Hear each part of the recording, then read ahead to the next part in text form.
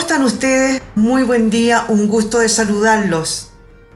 Cerca del 70% del consumo eléctrico de Chile corresponde a combustibles fósiles como gas natural, petróleo, carbón y bueno, obviamente los derivados del petróleo. Chile tiene un gran potencial en el desarrollo de otras formas de energía, siendo la energía solar la que lleva la delantera. Hoy día conversaremos con Cedric Miralles. Él es gerente comercial de Proyecta Energía sobre este tema. ¿Cómo estás? Muy buen día, gracias por recibirnos. Hola Miriam, ¿cómo estás? Gracias a ustedes por la invitación, muy contento de poder aportar con lo que saben. Oye, a ver, hay varias cositas. Partamos por lo más básico, por las cosas más básicas en general. Eh, ¿Qué tipos de energía? Yo hablaba de que hay varias otras formas de obtener energía, pero mencioné solamente la solar. Así, rápidamente cuéntanos qué otras son, qué tipo de energía renovables existen y que se estén desarrollando, obviamente, que sean factibles, me refiero. Bueno, hoy día en el mundo se está trabajando intensamente con la energía solar, que es lo que nosotros hacemos principalmente, con energía eólica y también se está trabajando con el hidrógeno, pero de manera bastante inicial en un principio. El tema solar, a diferencia de la otra energía, es algo que se puede hacer tanto a pequeña escala como a gran escala, y eso ya está bastante probado, y es por eso que existimos empresas que nos dedicamos al tema domiciliario solar. Oye, precisamente a eso iba. A ver, hasta hace un tiempo, yo misma aquí en mi casa, yo quise poner paneles de energía solar. Eh, em, eh, de repente aparecieron algunos programas de gobierno en que incluso apoyaban, no sé si bonificaban, yo no llegué más allá porque me estanqué en algo en que me decían que no existían todavía la normativa, no estaba regulado, no se tenía muy claro. Cuéntanos cómo se ha ido avanzando en eso. Bueno, desde hace unos años, justamente desde que nosotros existimos, que hace aproximadamente 5 años, que ya es posible instalar algo certificado, o sea, acorde a la normativa vigente, y como por si fuera poco, se puede incluso venderle energía al sistema, ¿ya? Entonces, eso ha impulsado de gran manera el deseo por la gente de tener esta tecnología, ya que estoy instalando algo que está aprobado, legislado y que además la empresa que me instala tiene que estar certificada. Ya, perfecto. Claro, ahora ya entonces ya avanzamos en el tema. Pero cuéntanos, volvamos un poquito para atrás. ¿Qué es la energía solar? ¿Cómo la capturamos? Bueno, la energía solar ha existido desde siempre, desde el inicio de los tiempos, y la gran maravilla fue haber descubierto estas celdas que logran captarla y luego transformarla en energía útil, ¿ya? Eso y la gente sobre los 50 años ya lo debe saber, existe hace muchos años, o sea, en los años 70 ya existían paneles solares, incluso algunas estaciones espaciales se alimentan con energía solar. Y eso también habla de la durabilidad y la vida útil que tienen estos equipos, ¿ya? Estos dispositivos. Entonces, se capta a partir del sol y como la gran gracia o la gran ingeniería que ha habido es como en cada vez un espacio más pequeño yo puedo capturar más energía y transformarla en energía útil a tal punto que esa energía que yo la puedo inyectar al sistema y es indistinta a la energía que viene por los cables de la calle. Ya, oye, a ver, cuéntame, ¿cómo guardamos esa energía? Porque llegó esos tremendos armatostes, como dices tú, ya se han ido achicando cada vez más, las celditas que reciben estos fotones del Uh-huh. sol son cada vez más pequeños, por lo tanto permite paneles solares más grandes y por lo tanto capturar mayor energía. ¿Cómo funcionan? Funcionan, lo típico que la gente pregunta, ¿funcionan con lluvia? ¿Funcionan con nublado? ¿Funcionan a lo mejor de noche? Respondamos las preguntas por A ver, separado. Lo primero ya, es dónde se almacena esta energía. sí, Y efectivamente, como la pregunta lo señala, la energía hace más de 6 7 años tenía que por ley almacenarse en algún lugar porque no había dónde dejarla ni entregarla. Pero dado que esta ley en muchos países desarrollados, en vía de desarrollo, existe, a ustedes o a nosotros como usuarios nos permite inmediatamente entregar esa energía al sistema si es que no la voy a ocupar, por lo que los sistemas en estos últimos años son sin baterías, casi en su mayoría, ¿no? Salvo el que quiere todavía guardar la energía. Entonces es mucho más eficiente generar, usar, y lo que me sobra lo entrego y más encima lo vendo, ¿ya? Entonces eso en relación al almacenamiento. La otra pregunta que es bastante recurrente y es muy importante que nos la hagamos es ¿cuánto genera esto y cuál es la diferencia en estaciones del año, en días nublados, en días soleados? A grandes rasgos, en un día de primavera, verano, con una buena radiación, con un sol de estos que molesta un poco, donde yo tengo que ocupar lentes de sol, generalmente la radiación y la captación es máxima. Pero cuando está muy nuboso, puedo llegar a disminuir esa captación en un 50-60%. Y cuando está lloviendo, puede ser un poquito más la disminución en la captación. Por lo tanto, sí, efectivamente, dependemos mucho de la cantidad de sol que hay, pero cualquier empresa que haga un estudio o una evaluación correcta tiene que hacerle ver a la persona que va a instalar cómo van a ser los meses más fríos, que la captación va a ser menor, versus cómo van a ser los mejores meses, que la captación es mucho mejor. Oye, tú dijiste en algún minuto que era fundamental, que era importante, que ya ahora hay empresas que son capacitadas y que están certificadas. Ahora me acordé cuando tú hablabas recién del tema del almacenamiento, fue una de las cosas que a mí me echó para atrás, que había que tener una pieza con un montón de baterías que eran como las baterías de los autos, ¿no? Así mismo, claro. Se almacenaba, entonces ya era la cosa un poco más engorrosa de lo que parece ser ahora, ¿no? Así es.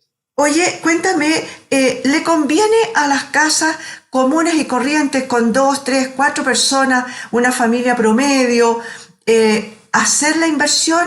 ¿A cuánto? Yo sé que tú me vas a decir depende de cada caso, pero obviamente hay un estándar, un cierto promedio, ¿no? Cuéntanos un poquito de los costos. Mira, en estos 5 años que nosotros llevamos dedicados exclusivamente a esto, hemos profundizado mucho en los hogares de los chilenos, porque hemos hablado con miles, y si no decenas de miles de personas, y entendemos muy bien ya las boletas y los comportamientos de consumo que la gente tiene. Para que esto sea relativamente interesante y atractivo, se habla de boletas de luz de aproximadamente sobre los 45.000 pesos. De ahí en adelante se vuelve atractivo por el hecho de que el proyecto inicial, el más pequeño, ya tiene un costo de inicio que no es tan despreciable. Por lo tanto, por mucho que yo ponga un proyecto chiquitito, ya está el traslado, ya está la ingeniería, ya está la tramitación, ya está la mano de obra, que en proyectos más grandes se empieza un poco a diluir. Entonces nosotros como empresa, como lo que buscamos es que esto tenga un buen retorno de inversión para los clientes, aparte que sabemos que están buscando ser sustentables y aportar con su granito de arena a este mundo necesitado de energías limpias.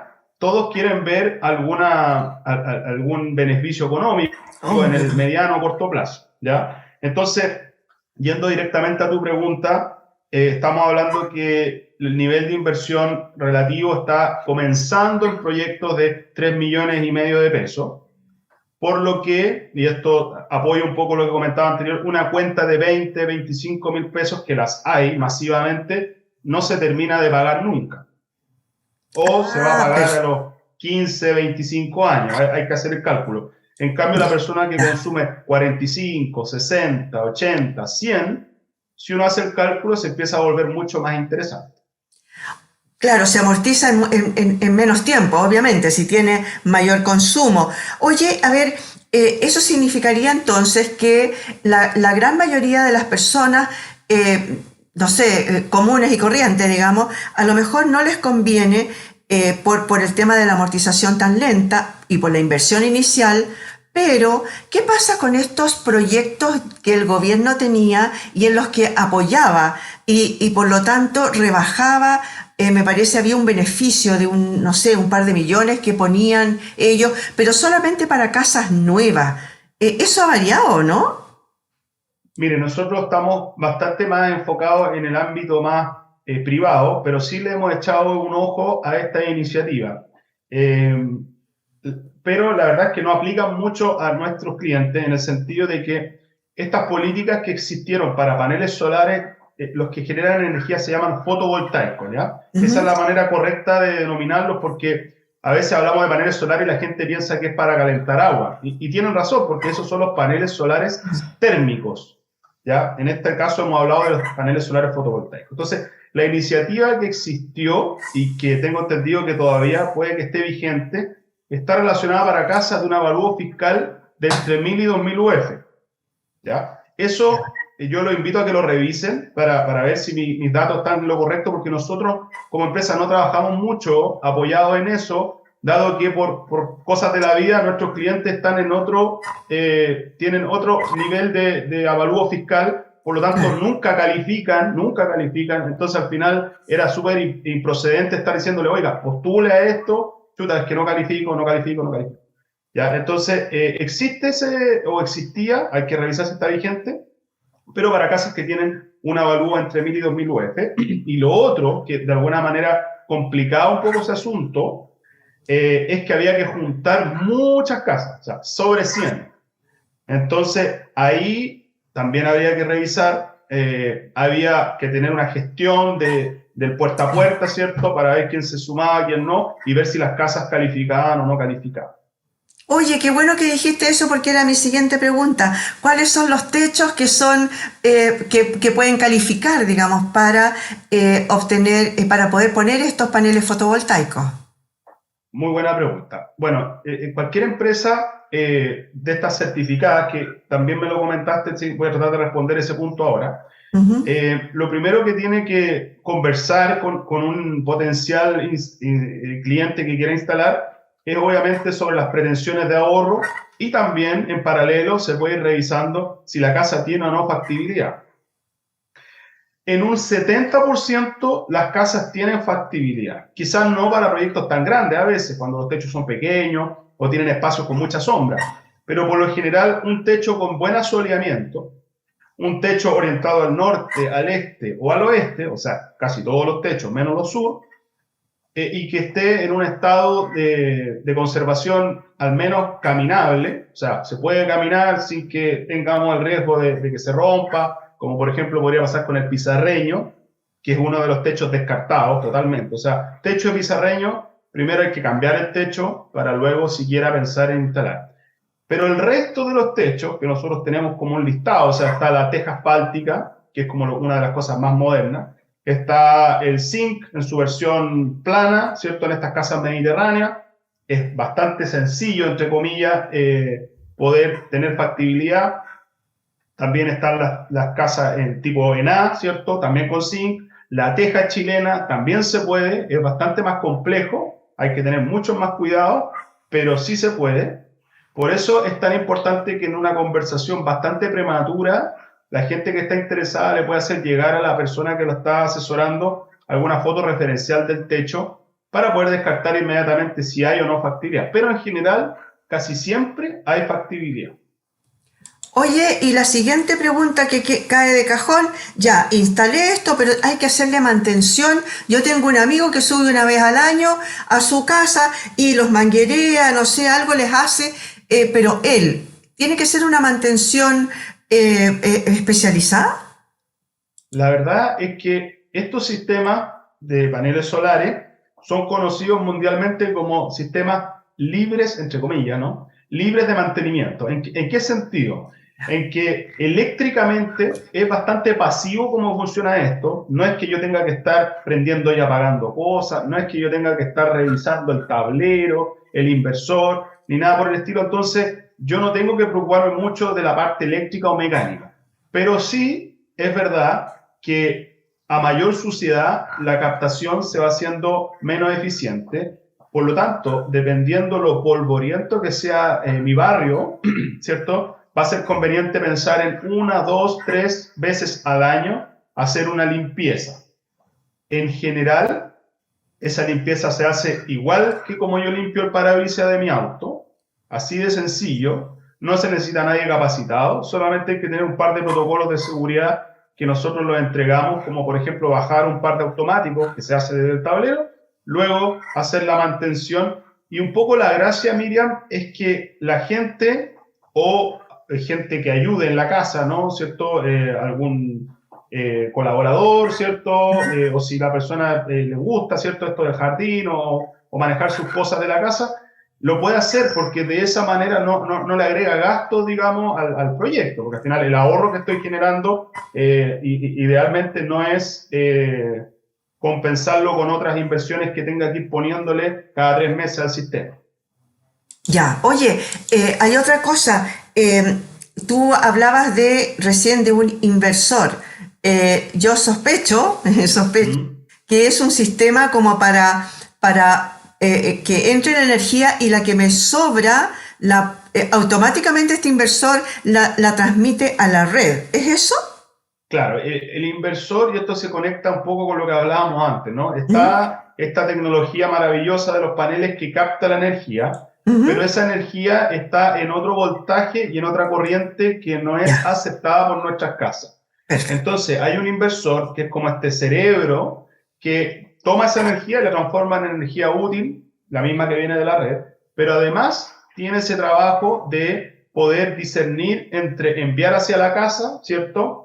Y enviar lo que me sobra a la compañía. Incluso el inversor puede cumplir con la tarea de monitorear y la gracia es que los inversores hoy día se monitorean desde el celular, entonces se vuelve súper entretenido estar a final de mes viendo la curva de generación y cuánto generé, cuánto de lo que generé le entregué a la red y cuánto de lo que generé lo autoconsumí.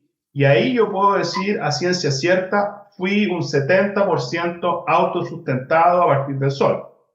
Ya, oye, y entonces, ¿por qué el 70%? ¿Qué pasó con ese otro 30%? Se fue a la red. Esa red, obviamente no se la estoy regalando, me la va a devolver, me la va a descontar de mi cuenta, me la va a pagar. Me fui de vacaciones un mes, la cuestión siguió funcionando, se la va Sí, a pegar todo el mes entero.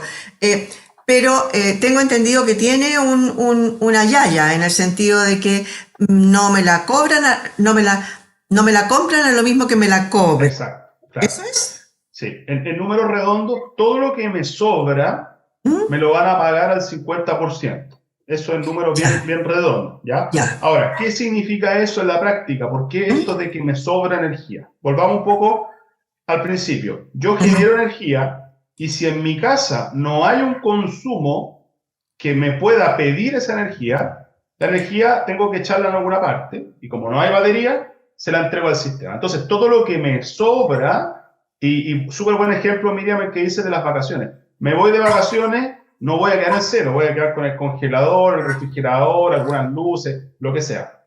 Pero quizás me fui en enero y el sol está radiante todo el mes y estoy generando una brutalidad de energía. Bueno, ahí va a pasar que gran porcentaje de la generación de día se va a estar yendo a la compañía y a final de mes lo bueno es que es súper transparente la forma de contabilizarlo, porque como esto es certificado y explicábamos anteriormente, si tiene que hacer por una empresa certificada, a uno le cambian por un medidor que es capaz de medir en dos cuentas distintas, y esto es lo que mucha gente no sabe.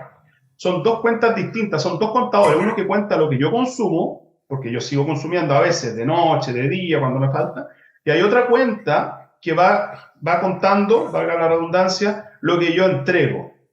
De esa manera, al ser cuentas separadas, la compañía no tiene cómo equivocarse, o si se equivoca un mes, el otro mes automáticamente se va a compensar porque el número no desaparece. Se cuenta lo que consumí y se cobra el precio de consumo y se cuenta lo que yo inyecté y se paga al precio estipulado por ley, que es APP, el 50%. Ya, y eso está obviamente regulado, no es que una compañía me la compre más cara o una compañía me la compre más barata, ¿no? Eso está regulado y viene desglosado incluso en las cuentas eléctricas, independiente de la compañía. Nosotros hoy día trabajamos Ya, en la quinta región, hemos trabajado en la región metropolitana, en todas las comunas, y ahí va cambiando un poco el proveedor, como también hemos trabajado incluso, para dar un ejemplo como bien rural, en Rapel, en el lago Rapel hay algunas compañías eléctricas súper chiquititas. Hasta esas compañías tienen que acogerse a esto, y si bien la tramitación es un poco distinta, que al final, entre comillas, el procedimiento lo hacemos nosotros, por eso lo sabemos de primera fuente, la tramitación es un poco distinta, pero sigue siendo la misma dinámica de que ellos tienen que, por ley, comprar los excedentes. Oye, ¿y qué pasa? Tú nombraste ahí la zona de Rapel. ¿Qué pasa en las zonas rurales donde a lo mejor no llega electricidad y tiene que autogenerarse? Ahí funcionan con estas baterías que te digo yo, con paneles que a lo mejor ni siquiera los pongo en el techo, los puedo poner en algún sistema a un lado. Depende de la cantidad de terreno que tenga esa persona. Claro, sí, efectivamente, Miriam. Cuando yo no dispongo de energía, ahí entro a la categoría del otro mundo, ¿cierto? El mundo llamado en inglés off-grid, o sea, estoy fuera de la red. Y al estar fuera de la red, no puedo de alguna manera tener esta conexión donde yo entrego mi excedente y por lo tanto no necesito guardar. Todo lo contrario, acá necesito generar y ojalá guardar lo más posible. Y ahí es donde sí o sí, y acá de manera imperativa, lógicamente necesito batería, porque tengo que almacenar para guardar y para tener en la noche y los días que vienen que pueden ser nublados y los días que vienen que pueden ser lluviosos. Entonces, toda esa gente que hoy día no dispone de energía y que funciona quizá a partir de generadores o de alguna otra fórmula, quizá el vecino le presta, etcétera, sí o sí tienen que pensar en un sistema con batería que lógicamente no tiene estos beneficios de los sistemas que hemos conversado, porque ahí yo elimino la batería, y la batería realmente es un costo súper relevante que hace que la inversión inicial se dispare, pero se entiende que si no tengo energía no tengo otro camino. Oye, pero a ver, para empresas, por ejemplo, empresas agrícolas, podría ser una forma de sustentable, digamos, de tener sus propias energías. Hablemos ahora un poquito de... eh, han habido varios experimentos para mover vehículos. Yo sé que ustedes no se dedican a eso, pero yo creo que tú tienes que saber sobre el tema. No, y no han dado resultado, porque de repente son unas tremendas cuestiones puestas como unos techos especiales para moverlo 20 kilómetros por hora, digamos. Claro. Muy lejos de llegar a un sistema fotovoltaico para automóviles. La verdad es que es demasiado la superficie que se necesita Ya, para poder mover un ya, vehículo. No tiene hoy día ninguna posibilidad de existir eso. ya. ¿Ya? Al punto, y este es un súper buen ejemplo, que en Estados Unidos, y podrían buscar algunos videos que son bien entretenidos todo esto, ¿Mm? venden como una especie de carro, ¿no? Que se despliega en el terreno, ¿cierto? O sea, es como un panel solar que viene plegado, pero tiene 60 metros. Y Claro, resulta que con eso tú eventualmente puedes cargar tu batería de tu auto, pero habría que tener los 60 metros, entonces claro. no tiene mucho sentido, mucha Ya. aplicabilidad. Han sido más bien experimentos, no sé, pues de emprendedores Claro, o universitarios a veces, ¿no? claro, y la potencia que se necesita es demasiada.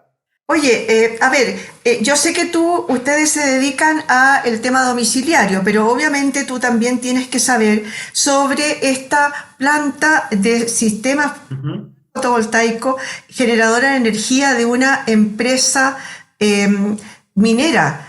Así como también hay algunos proyectos que están sucediendo en Corea del Sur, en Japón, en distintos lugares son flotantes sobre el agua. ¿Funcionan mejor o peor? Obviamente no sobre la superficie del mar, sino que sobre tranques en general o lagos, ¿no? Mira, y lo voy a conectar con tu pregunta de antes, Miriam, que Ujú, cuando tú me hablabas de la zona rural, y lo pueden encontrar en nuestro canal de YouTube también. En ujú. Rapel justamente teníamos una casa que estaba demasiado lejos del medidor, que es un lugar muy importante para nosotros para conectarnos. Pero tenía alto terreno, entonces se decidió instalar en el piso, ¿ya? Tiene sus complicaciones adicionales versus instalarlo en el techo, sus costos son un poquito más elevados, pero al haber espacio se solucionó un montón, nos ahorramos un montón de cables, el cliente no ensució, entre comillas, el techo, hay gente que le gusta cómo se ve en el techo, como hay Sí. gente que no le gusta. ¿Ya? Y el tema de instalar paneles flotantes es un tema netamente de espacio, donde, dependiendo, ¿cierto? ¿No? Donde estoy, quizás si es un pueblo que está pegado, ¿cierto? A un cerro y no hay más espacio que las casas y la calle, ni no tengo espacio y está el mar o un lago, los puedo poner flotantes. Entonces es un tema de superficie solamente, no afecta nada o no hay un tipo de energía mareomotriz que yo esté captando por debajo, sino que solamente donde los puse, donde pude tener espacio. Probablemente la instalación de eso debe ser bastante más costoso que a piso, ¿no? Porque tiene que haber una mantención, me imagino, de algas, de flotadores, pero se puede instalar ahí, se puede instalar en fachadas, se puede instalar en techo, en múltiples lugares. Con que esté orientada hacia el norte, hacia el este o hacia el oeste. Exactamente. Oye, pero que yo quería mostrarlo y llamar la atención sobre ello, una forma súper novedosa que hicieron en Corea del Sur, donde taparon por el medio de una carretera, donde dejaron por ahí una ciclovía y encima se ve no sé qué cantidad de kilómetros de paneles que alimentan a una ciudad completa. Claro, sí, o sea, hay varias iniciativas en ese sentido. eh, por ejemplo, techar carreteras, ya, como tú dices también, el piso de una ciclovía, ¿cierto? Con la protección que implica que habría que tener hacia el panel solar. En todos los lugares donde yo tengo limitaciones de espacio, obviamente nos invita a ser bastante más creativos de dónde y cómo ponerlo para que tampoco me afecte de manera muy molestosa, ¿no? Por ejemplo, los paraderos de micro, si es que Claro. no los vandalizáramos, lógicamente deberían ser de paneles solares, porque al final, si no es en Chile, porque no sé si en Chile, en Santiago hoy día está disponible, pero en países un poquito más desarrollados, a alguien ya se le ocurrió, que es obvio, voy a poner cargadores de celulares en un Claro. paradero de micro. Entonces, ¿y de dónde saco la energía? Bueno, pongo un panel solar de techo, ni siquiera pongo un techo y un panel solar y listo, tengo energía, puedo poner, o sea, lo que sea que tenga que ver con energía. Oye, y ahora sí, ya la última pregunta.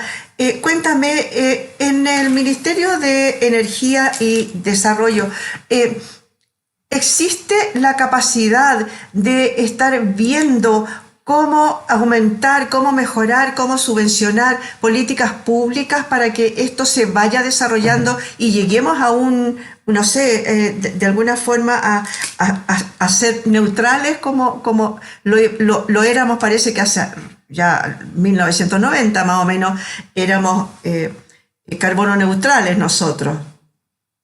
Claro, hay una iniciativa que está un poquito más enfocada en las pymes, que la están, creo que, relanzando ahora.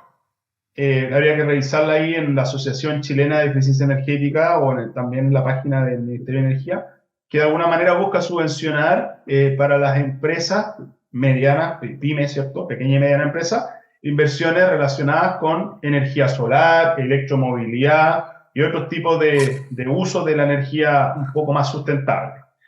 En nuestro caso, como Proyecta Energía, hemos intentado con harta fuerza de hacer proyectos a nivel de empresa, ¿ya? Empresas medianas y grandes también, pero quizá acá me desvío un poco del tema, pero voy a tratar de acotarlo bien. El problema que nos encontramos es que una tarifa de empresa tiene un valor de kilowatt bastante más bajo. Entonces eso hace que el nivel de inversión tenga un retorno que no es tan atractivo como a nivel domiciliario. Y es por eso que el valor del kilowatt que pagamos hoy día en nuestras casas es tan alto, entre comillas, que hace que sea atractivo un proyecto solar domiciliario. Y bueno, y por eso existimos, ¿no? Porque a medida que este valor, lamentablemente, ya sabemos, va a ir aumentando en el tiempo, porque se sabe que está incluso subvencionado, ¿no? El valor del kilowatt hora de la casa. Va a ser cada vez más atractivo poner paneles solares porque el retorno de la inversión va a ser cada vez mejor. Ya, perfecto. Por eso que entonces no, las grandes empresas no se han metido mucho en esto, porque claro, el retorno se va a amortizar en muchos años seguramente. En muchos años. O sea, por aquello de que la energía industrial es mucho más barata en Chile. Exactamente. ¿No? Eso es, lamentablemente es así. Es lamentable en realidad. Claro, porque no hay incentivos para eso, Sí. Y mientras más grande es la empresa, mejor negocia la tarifa. Ya. Entonces le sale más barato el kilowatt y le hace que el retorno de inversión de un sistema solar sea más largo. Entonces, las empresas que lo tienen es solamente responsabilidad social empresarial. O sea, en realidad debiera ser, porque la responsabilidad social de una empresa y de repente llega hasta por ahí cuando le tocan demasiado el bolsillo, ¿no? Claro. Así que a lo mejor debería ser una política pública, un poco como por ley, que de aquí a una cierta cantidad de años todos tuvieran que generar la energía de esa forma. Cedric Miralles, muchas gracias por haber estado hoy día con nosotros. Gracias a ti. Yo creo que nos aclaraste muchísimo sobre el tema. Muchas gracias y los dejamos invitados a que nos contacten para cualquier duda que tengan y poder conocer más de cerca esta linda energía.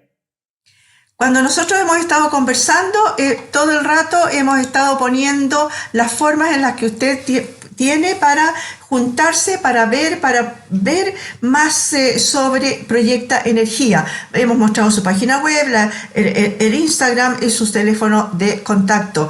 Muchas gracias por haber estado hoy día con nosotros en este punto de encuentro. Muchas gracias, hasta luego.